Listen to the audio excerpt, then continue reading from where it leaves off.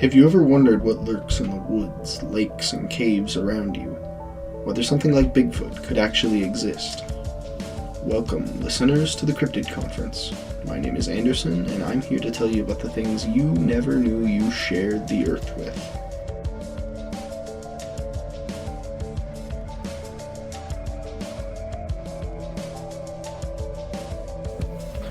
Today's episode is on another extremely famous cryptid, this time from the highlands of Scotland, Nessie, or the Loch Ness Monster. We're going to explore the history behind this creature and lake monsters from around the world to determine if any of them could really exist. The Loch Ness Monster is a large aquatic creature said to inhabit the lake Loch Ness in the Scottish Highlands. It is often described as a large, long-necked creature with one or more humps protruding from the water. Since it gained mainstream attention in 1933, public interest and attention has varied. Evidence of its existence is almost entirely anecdotal, with minimal photographs and video. The scientific community regards all sightings as hoaxes, wishful thinking, or misidentification of mundane objects. Public interest skyrocketed in August of 1933 when the newspaper The Inverness Courier published the account of George Spicer. Following this, letters began pouring in detailing various sightings of a dragon, sea serpent, or monster fish. The name Loch Ness Monster was eventually decided, and the creature has been affectionately called Nessie since the 1940s. The earliest account of a monster in the vicinity of Loch Ness is from all the way back in the 7th century AD, in The Life of St. Columba by a Domnin. According to a Domnin, Irish monk St. Columba was staying in the land of the Picts, in present-day Scotland, when he encountered locals burying a man by the River Ness. The locals told him that the man had been swimming in the river when he was attacked by a water beast. Columba sent a follower across the river. The beast approached him, but Columba made the sign of the cross and said, "Go no further, do not touch the man, go back at once," and the beast withdrew. Believers in Nessie point to this story as evidence of the creature's existence as early as the 6th century. Skeptics, however, question the reliability of the narrative. Water beast stories were very common in medieval lore, and many skeptics believe that this could just be a recycling of even older stories. This story may also be completely separate from the current Nessie myths and has been attached to them by modern believers trying to boost their claims. An article in the Inverness Courier, published in May of 1933, is probably the best known article on the subject and is what first began bringing attention to this phenomenon. The article was written by Alex Campbell, a part-time journalist, and discussed a sighting by Aldi McKay of an enormous creature with the body of a whale rolling in the waters of the loch. She saw it while she and her husband were driving past the lake in April of 1933. However, she later revealed that she knew of rumors of a monster in the loch long before her alleged sighting. Modern interest in the creature was sparked by the account of one man, George Spicer. He and his wife were driving along the loch one day when a large, extraordinary form of an animal crossed the road in front of their car. Spicer described it as, quote, "the nearest approach to a dragon or prehistoric animal I have ever seen in my life."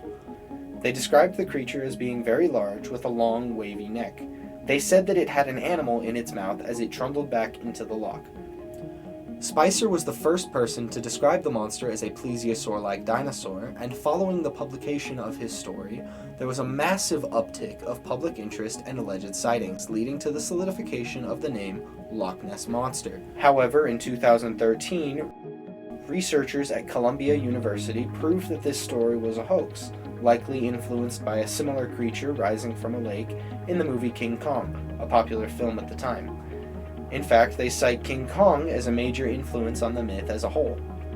Following the Campbell article and the Spicer sighting, encounters began to occur with increasing regularity, with many famous ones occurring in the 30s, before trailing off for the rest of the 1900s and through the turn of the century up until now. That isn't to say sightings have stopped altogether. There have been multiple sightings that gained enormous media attention in the last decade alone. There have been many searches for the monster, beginning in 1934 with the Edward Mountain expedition. After reading Rupert Gould's book, The Loch Ness Monster and Others, Edward Mountain financed a search. He positioned 20 men with cameras and binoculars around the loch for 5 weeks. In the end, nothing that they had collected was considered conclusive. One of the most prolific searchers was a man named Robert Rhines. He undertook 4 expeditions in 1972, 1975, 2001, and 2008, respectively. He and his team took several photographs and sonar readings during their expeditions that seemingly depicted the monster, though skeptics have arguments for each one.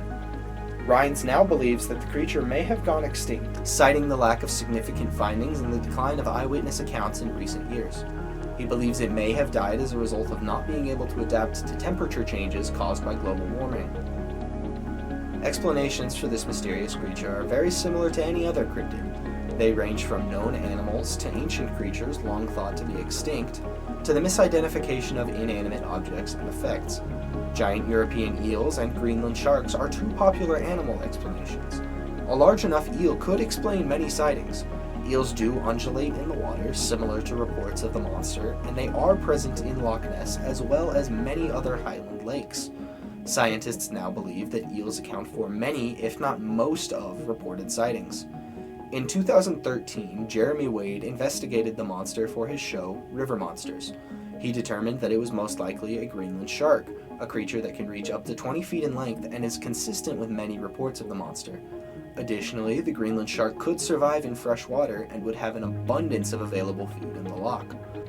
Wakes on calm water have been reported as sightings of the monster, but it has been proven that these wakes are caused by boats far off on the lake. In calm weather, the wakes can travel for miles before dissipating. Trees and driftwood have often been mistaken for the creature poking its head above water. Folklore has been a major influence on the myth over the years and could explain many of the sightings. Many sightings are also just hoaxes, some that have been successful, others that were discovered rather quickly. There have also been arguments made that the monster is a plesiosaur, a creature that went extinct at the same time as the dinosaurs. While it is the most famous, Nessie is far from the only lake monster in the world. There is also Mishipeshu in Lake Superior in the US and Canada, Morag in Lake Morar, Scotland, Lariosaro in Lake Como, Italy, and Moiso in Lake Toda, Colombia, as well as many others. There are several reported lake monsters in the Great Lakes area, as well as one right in our own backyard, in Bear Lake. It's called Isabella, thanks to a submission from an 8-year-old girl in a competition during the 1996 Raspberry Days Festival.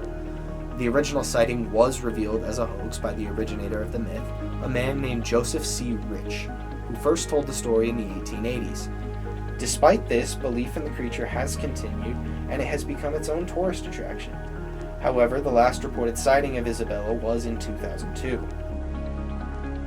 It may seem obvious that the Loch Ness Monster, as well as many other lake monsters around the world, are myths. Science has proven that they aren't real time and time again. But there will always be people that like to believe in the impossible, that like to think, what if it is real?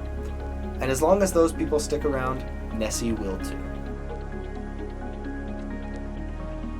Thank you for listening to the Cryptid Conference. I hope that you have found this journey educational and that you'll be back next week to learn about something new.